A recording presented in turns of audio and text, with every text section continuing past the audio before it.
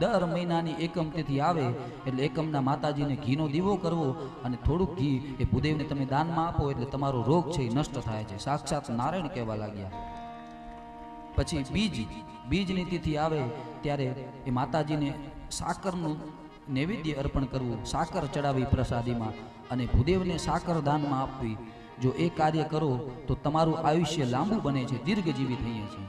જેને આયુષ્યની કામના હોય એ બીજની તિથિ આવે ત્યારે માતાજીને સાકર અર્પણ કરે. ત્રીજી તિથિ આવે ત્યારે ભગવતીને પૂજનની અંદર દૂધ અર્પણ કરવું. ભગવતીને દૂધ આપો, ભૂદેવને દૂધનું દાન કરો તો જેટલાય જીવનના દુઃખો છે એ બધા દુઃખ ભગવતી હરી લે છે. એટલે આપણા જીવનમાં દુઃખ હોય ત્યારે માતાજીના શરણે આવવું, માતાજીને દૂધ અર્પણ કરવું, ભૂદેવને દૂધ દાનમાં આપવું, દુઃખો બધા નષ્ટ કરે છે. આ નારાયણ કહેવા લાગ્યા છે. ચોથની તિથિ આવે ત્યારે માતાજીને એ માલપુઆ અર્પણ કરવા અને એ જ માલપુઆ ભૂદેવોને અર્પણ કરો એટલે જીવનની જેટલી બાધાઓ છે, જીવનના જેટલા વિઘ્ન છે એ માં ભગવતી હરી લે છે. પાંચમની તિથિ આવે ત્યારે ભગવતીને કેલા અર્પણ કરવી. પાંચમ જ્યારે આવે ત્યારે કેલા અર્પણ કરો અને ભૂદેવને કેલાનું દાન આપો તો મનુષ્ય બુદ્ધિમાન થાય છે. આપણું બાળક હોય, આપણને લાગતું હોય ભણવામાં ઠોઠ છે તો દરેક વ્યક્તિ આ ક્રિયા કરવાની જરૂર છે. પાંચમની તિથિ આવે કુળદેવીના મંદિરે જવું અને બાળકના હાથે કેલા માતાજીને અર્પણ કરાવો અને થોડીક કેલા ભૂદેવીને ગામમાં જે રહેતા હોય એમને દાન આપો એટલે બાળક બુદ્ધિમાન થાય છે. છઠની તિથિ, જ્યારે છઠ તિથિ આવે માતાજીને મધ અર્પણ કરવામાં આવે, ભૂદેવને મધનું દાન કરવામાં આવે તો એ મનુષ્યની એનું તેજ વધી જાય છે, એના શરીરમાં કાંતિ વધી જાય છે અને સુંદર સ્વરૂપ એને પ્રાપ્ત થાય છે. સાતમની તિથિ આવે ત્યારે માં ભગવતીને ગોળનું નૈવેદ્ય અર્પણ કરવું, ભૂદેવોને ગોળ દાનમાં આપવું. એનાથી સંસારના જેટલા શોક છે એ ભગવતી હરી લે છે.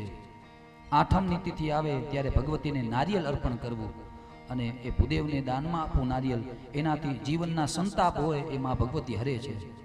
નવમની તિથિ આવે માતાજીને લાવા મમરા અર્પણ કરવા. એ મમરા આપવાથી ભૂદેવને બ્રાહ્મણને પણ એ દાન આપવાથી આ લોકમાં તો સુખી થઈએ પણ પરલોકમાં પણ એ ભગવતી સુખ આપે છે. દસમની તિથિ આવે ત્યારે ભગવતીને કાળા તલ અર્પણ કરવા અને ભૂદેવને પણ કાળા તલના દાન આપો તો યમલોકનો ભય દૂર થાય છે. કદાચ આપણાથી ભૂલે ચૂકી કોઈ પાપ કર્મ થઈ ગયું હોય અને ભય લાગતો હોય કે મને શું ફળની પ્રાપ્તિ થાય ત્યારે એ 10મી તિથિ આવે એટલે ભગવતીને કાળા તલ અર્પણ કરવા.